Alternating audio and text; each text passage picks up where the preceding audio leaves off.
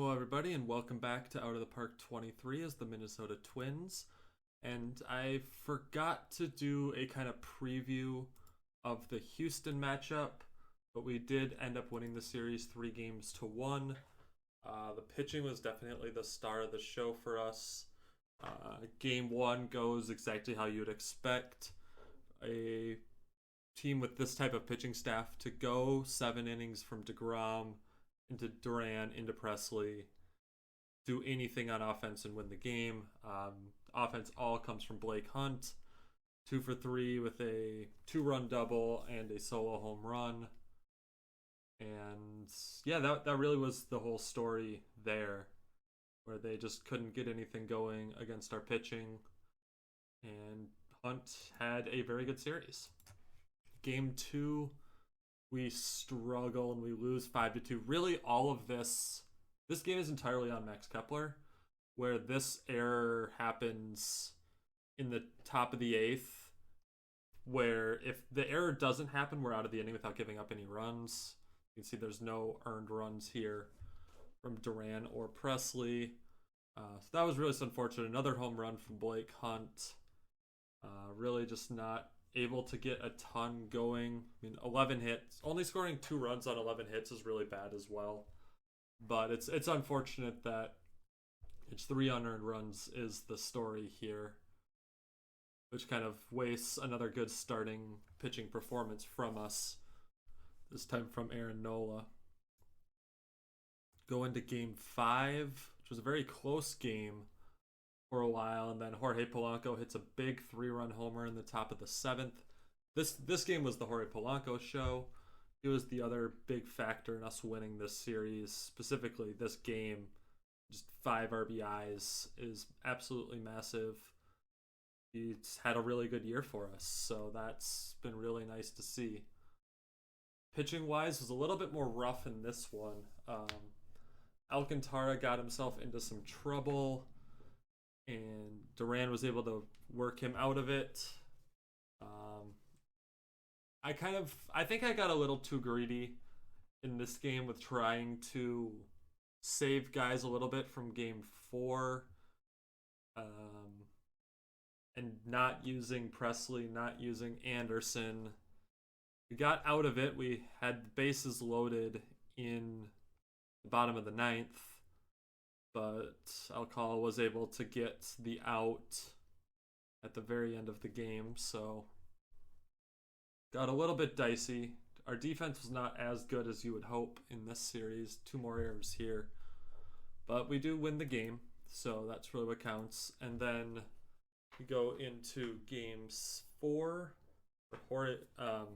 Jose Miranda goes 4 for 4, and a game that, again, 2 runs on 13 hits is just rough for us to kind of, between this and game 1, to score 5 runs on 15 hits. Something that we'll have to be better at in the next series if we really want to advance. Not everyone thought we'd make it this far. We've won 102 games, Blake. Pitching wise, good again. Really, I think my pitching staff needs to consist of my starter, these 3 plus Duran. Rozek is my guy who gets lefties out, and the other 3 are just my 3 best relievers probably. So we're going to stop being as greedy with that, I think, in moving forward into this Texas series. We'll take a look at Texas. So their pitching is good.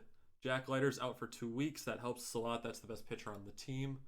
Old friend of the team, Emilio Pagan, is back. I think he got TCR'd this year, where you can see this big old jump up, and even then he's dropped off from that. So he wasn't great for Texas. After he got traded, he was really, really good in Milwaukee, bad in Texas. Looks like he's been pretty good in the playoffs so far, though. And so we'll get Logan Gilbert in game 1. Potentially not Vanesco until game 4 based on this. I mean, I would expect them to throw him game 1. Oh, he is. Right, because this is where us winning in 4 is going to be really big. I think they had to throw their ace in game 5 of the ALDS, which makes it hard for him to throw more than twice in this series. I mean, and this was their best starter all year. So that's a big win for us. This is really funny to me. Dane Dunning won 12 games, led their team in wins, and is in the minors. I don't know if that was like a rehab thing or what exactly that is, but not seeing him is a nice plus for us. Their offense looks pretty home run dependent with a couple of exceptions. Mitch Garver had a really good year, almost 7 WAR. He's a pretty good catcher, better as a bat than as a catcher, and is why I was looking at potentially signing him in the offseason. I still don't think the contract that they gave him is one that they're going to love, especially probably these last 3 years. I think he'll be good in 33 and 34, but after that, it might be a little rough. Mark Canna, I don't see him as starting. Oh, he's still out for another week. So I don't know if they put him on the roster, if you assume that you might get him for maybe games 6 and 7, but that could depend on how long he's been out. Fractured foot might have been a little bit. But really, there's not a ton of people like I'm super concerned about. I mean, really, to me, it's Corey Seager and it's Mitch Garver are the biggest problems here. Josh Jung looks like he's an on-base guy. Looks like a pretty good on-base guy, honestly. Coming off a really good year. Maybe down defensively? No, fine defensively. Oh, that's in 2.6 WAR in 65 games. Okay. So yeah, so that was probably about a 6-ish WAR season. And he's still a year out from arbitration, so that's really nice for them. Have him around for a little while now. This is the team that won the AL West. You can definitely see how. And should be a good series. I do think we have a pretty big advantage in starting pitching and in the fact that their best starter cannot pitch 3 times. I will be tempted, depending on how the series goes, there's a world in which I throw DeGrom 3 times in this series. It's nice to have him rested and ready. Or we might do something like 1, 2, 3, 4, 5, 6, 7. Something like that could be an option. But look to throw DeGrom 3 times, Nola twice, the other 2 once. We'll see sort of how the series goes. But yeah, I will be back shortly with seeing how the Texas series goes. See you in a bit. And we're back after the Texas series, which was a very back and forth affair, quite literally, where we went win-loss, win-loss, win-loss, win. So we get 2 wins out of DeGrom, we get 2 wins out of Alcantara, and yeah, let's go through the games. So game 1 was another masterclass from DeGrom. We get off to a pretty big lead. I maybe let DeGrom go a little bit longer than I maybe should have, but he was cruising, gives up 2 solo home runs in the 7th, and then I have Gomez come in to finish off the game, which I think does end up being a decision that I understand why I made it. I don't think it was even the wrong decision, but it does come back to hurt me a little bit because I definitely could have used his length in the next game.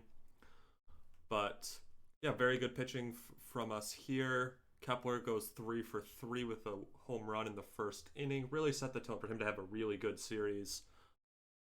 Frelick also goes 2 for 4. He's been hitting really, really well in this playoffs. That's really good for my team kind of moving forward for the game plan that I think I'm going to have.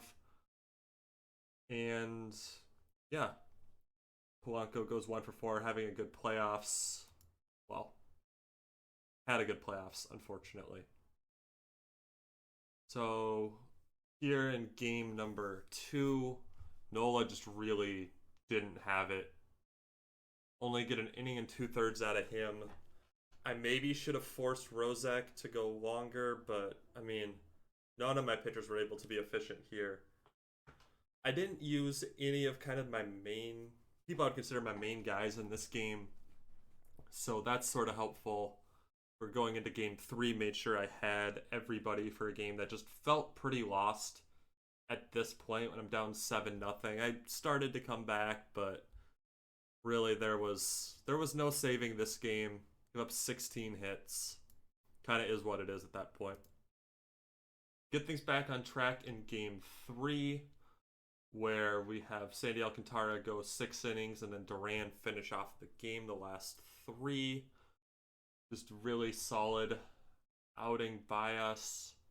Kepler goes 3 for 5 again. Potts has sort of struggled here. And yeah, I mean, not really a whole ton else to say. Really, Kepler and Miranda and Frelick have been the 3 best hitters in the playoffs. So it's good to have at least a couple of guys that are playing really well going into these games. Game 4, offense just really couldn't get a whole lot ever going. Rozek struggles here, where I believe that what ended up happening... Did I have Marquez start the 6th? I'm trying to remember. I think I did have him start the 6th. No, that wouldn't make sense, though. I don't really remember. But yeah, Marquez was good, and Rozek was bad. Our offense couldn't really get a whole lot going anyway. Kepler did hit another home run. Really the big story here, though, is the Jorge Polanco injury. Strained forearm, out for the rest of the postseason. So Aranda will take over as our second baseman, which is rough in the sense defensively is really where the problem comes in. Where Polanco has played pretty good defense for us, but Aranda specifically, we'll see in one of the other games, I think it's in game 6 where he was really bad defensively. No, game 5, yeah, there was 2 errors here, but DeGrom was really good and had some issues, gave up a lot of hits in this game, but we were able to limit any real damage. Royce Lewis hit a huge 3-run home run. This was a really big game for him. Additionally, Kavoko got a start because Hudson Pott was dealing with heat exhaustion. So I didn't really want to take any real chances here. So I played Kavoko, who came through masterfully got hits in his first 2 at-bats when the game was really still close, including a home run, hit a 2-run bomb off of Gilbert in a second at-bat. So yeah, really not a ton to say there, other than that was really good to see if he could start to have things figured out a little more. I think in his last appearance, if we look at Major League, that spring training, yeah, like the August was definitely better for him as far as starting to get things figured out a little bit more. We'll see kind of what... I mean, he obviously is going to start the year in the minors again next year, but it was good to see him have that really good game. Royce finally starting to hit a little bit more in the postseason. And we win a game in which our 3 best hitters combined for 2 hits. So that was really good to see kind of the bottom of our lineup putting together some more damage. Jacob deGrom doing deGrom things. It's a .90 ERA in the playoffs. That's really nice to see, obviously. We got to Gilbert. Really, we got to their best pitchers quite a bit in this series. In this game, Vanesco was the guy I was the most worried about, and we mashed him 3 1/3, 5 earned runs.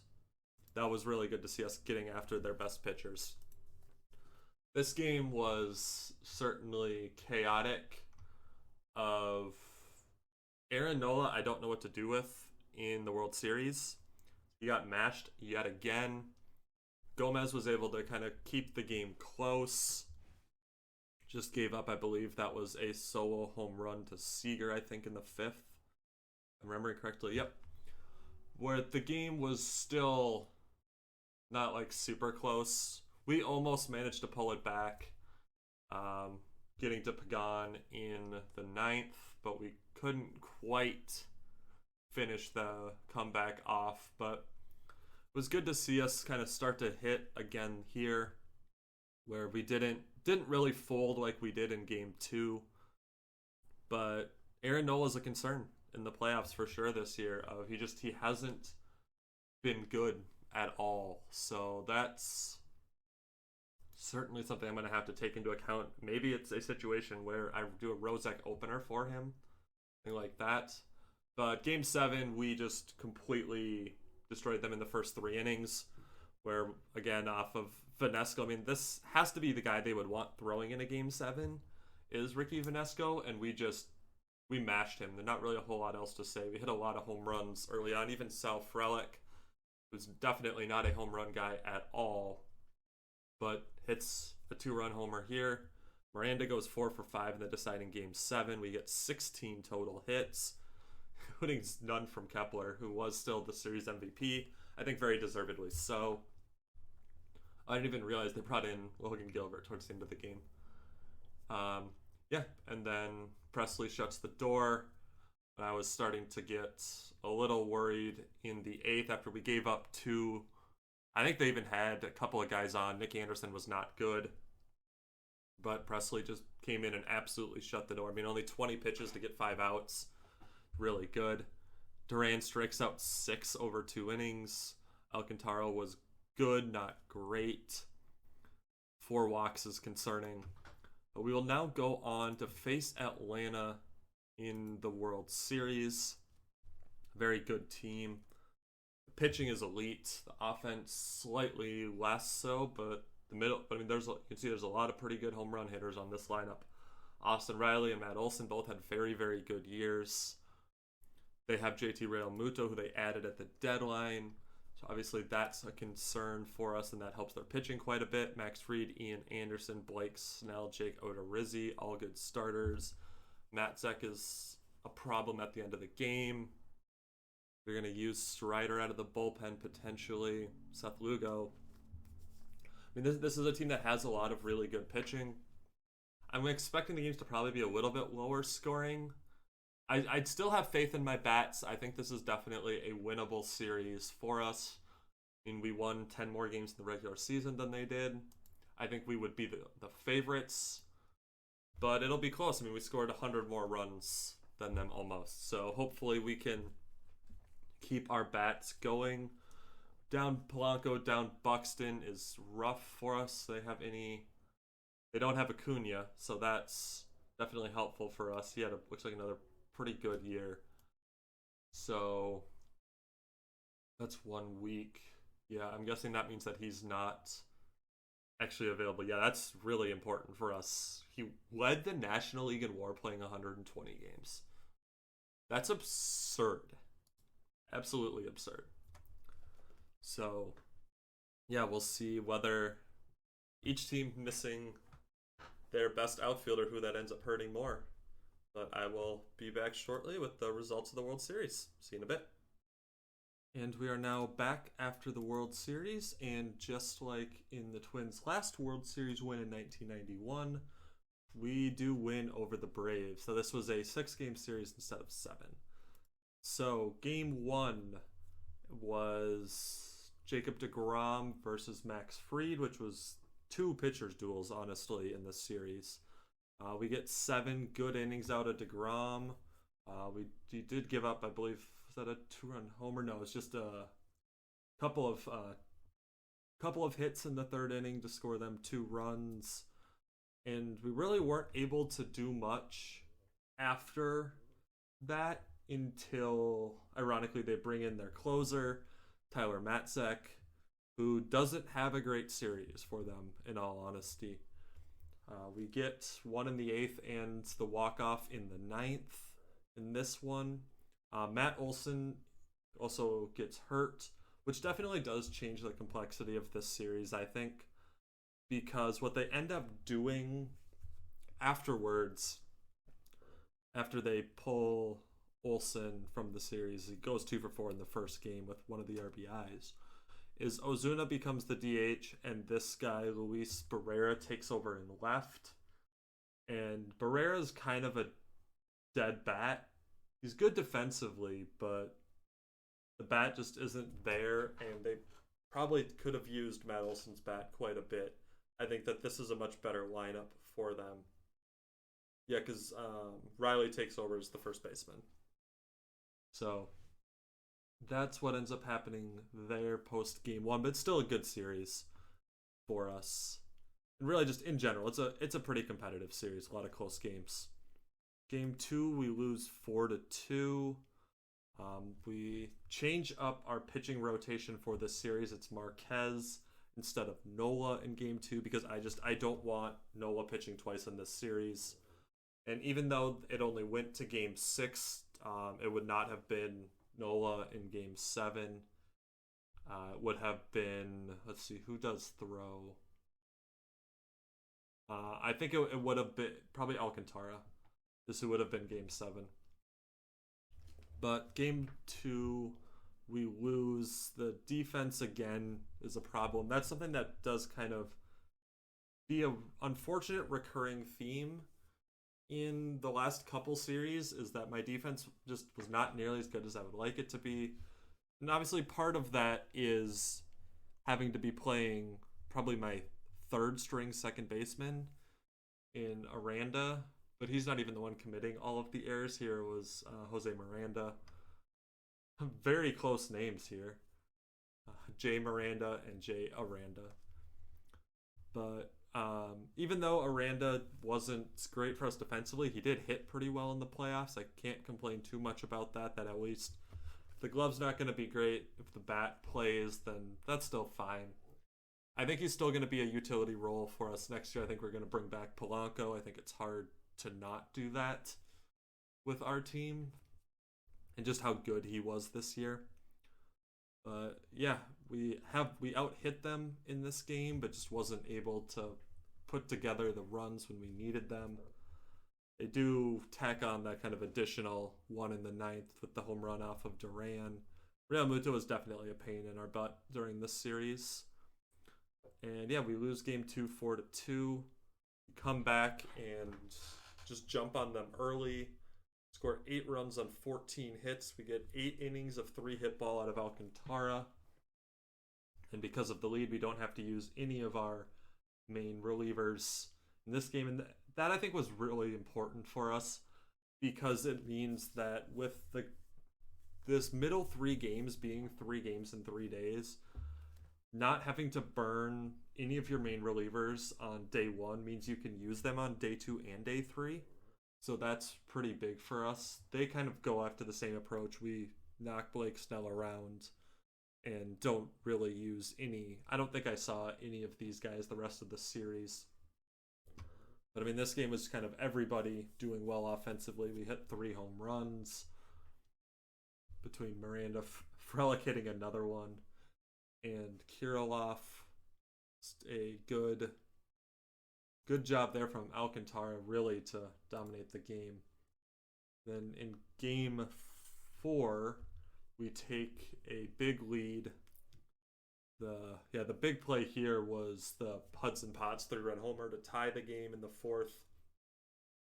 And then we add one more on, and we're able to kind of hold the line a little bit for the end of the game. Aranda again goes 2 for 3. Kirilloff hits a pair of doubles. He really turned it on the last kind of 2 series after struggling in the first one. Once again, Aaron Nola, bad. But what we did here is I was much quicker with my hook on him because the game was still close. In fact, so I pulled him when we were up 4-3. And I was just like, we're going to try to win the game from here. And they were at the bottom part of the order with Barrera and Harris. So basically what I did is I said, okay, I'm going to gamble that Moran can get the 2 outs, get the 2 lefties, and then go to what has kind of been the core back end of my bullpen in Duran, Sprinkle, and Presley. And he got the 2 outs, and in fact, he didn't give up a single run at the major league level all year. That's pretty nice as far as a replacement for Nardi goes, where it's going to be hard to not have him in my major league bullpen next year. But yeah, we got to Odorizzi really just kind of in the 4th. And then we do get the little bit, that kind of insurance run in the 7th and in the 9th. I don't remember how we scored the run in the 9th, but Yeah, Aranda, player of the game. He's been very, very good in this series. Scored 3 of our 6 runs here. Been really nice to see him do that. Potts has had a couple of big home runs, but I did move him down in the order. This is sort of the order I went with more for the rest of the series against right-handers. Moving Kirilov up in the order, bringing Potts way down because he's struggled. Then we went to game 5, and I thought we were gonna ice the series here with DeGrom on the mound, but we just could not get anything going offensively. We score the 1 run in the first inning with the Hudson Potts double. Miranda knocks him in. We finally actually do something with the 2-out double. Really, one of the big trends of this series was getting 2-out doubles and then the next person striking out and just stranding people. But Realmuto hit another home run, and I just couldn't do anything off of Fried. And this was the one game I couldn't get to Matzek was in game 5. So then we dropped the series, and this game was nuts. Especially this 8th inning, just the wonk, where I was just like, oh no, we are not gonna lose this series. I was very worried. We get the two runs in the first inning off the Hudson Potts home run, his only hit of the game. And then they get 1 back in the second, and then the game just is all the zeros. I bring in Presley in the 8th because it was the big part of the order. So I was like, well, Presley's been my best reliever. Put him in against the heart of the order, and then let Duran finish it afterwards. But really, for the only time that in that entire time where I've had Ryan Presley in the back of my bullpen this year, he does get knocked around, gives up 3 runs. And I'm just like, oh boy, here we go. We're going into game 7. They have all the momentum. What is going to happen? And then they bring in Matzek, and we knock him around again. We just go, I think it was, okay, yeah, 1 out, but then we get 2 hits. Miranda and the Aranda brothers, Miranda and Aranda, both get hits, and then Kirilov hits a massive, it was a bomb home run too. Like, it was a 430-foot home run to left center, and yeah, brings it back for us. We can just get this nice huge little swing in the graph, and then Duran comes on to finish it in the 9th, and we win the game. We win the World Series. Alex Kirilov is named World Series MVP. I think that's mostly for the game-winning 3-run home run, which, I mean, reasonable for sure. But he was pretty good for that entire series, and really for the whole playoffs, where the bat is much more what I expected from him from last year. Like, much closer to these numbers. I mean, obviously it's not quite to these numbers. This will always be the career year for him. Like, I don't think you can really expect him to have a 970 OPS. But if he's in that 850 to 900 range, and obviously this is entirely against good pitching staffs, so that could get inflated by placing his worst teams. But again, this is really what we didn't mess around in this game. I love the fact that a dude with the last name of Sprinkle is one of my main relievers. That's incredible.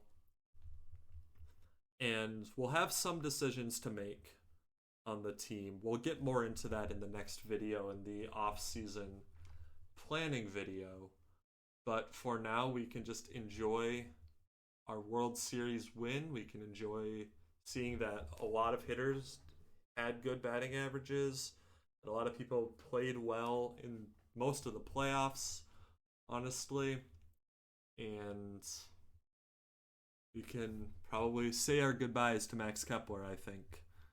Can enjoy the fact that he was the AL... Oh, yeah, he was the ALDS... Oh, that was in 2022. And then the Championship Series MVP in this year. And hit well in the playoffs. But, yeah, he's probably gone, but he can go out a World Series champion. So that is good. I honestly need to go figure out how to get rid of the non World Series MVPs because nobody cares about these things. About who's the MVP of the divisional series and the championship series. It's just the World Series MVPs. That's what matters. And that will be Alex Kirilloff for this year. He's racking up the accolades.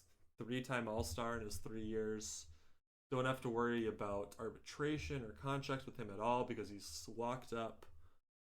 So that's good to see. Where the Twins, after 13 years, win a World Series off of a dominant regular season as well. Where we're top 4 in every category except for stolen bases because nobody cares about stolen bases. Honestly, that number is even quite a bit higher than I would have expected. We ran Buxton a little more this year. Maybe that's why he got hurt. But yeah, this is the team that ends up being your World Series winners. Having a rotation like this obviously helps quite a bit. DeGrom, we did extend. I think I talked about that, but I think the plan with him is just going to be to continue to, I think, give him extensions and hit till he retires because I don't think he's going to drop off much of any unless these ratings like really drop.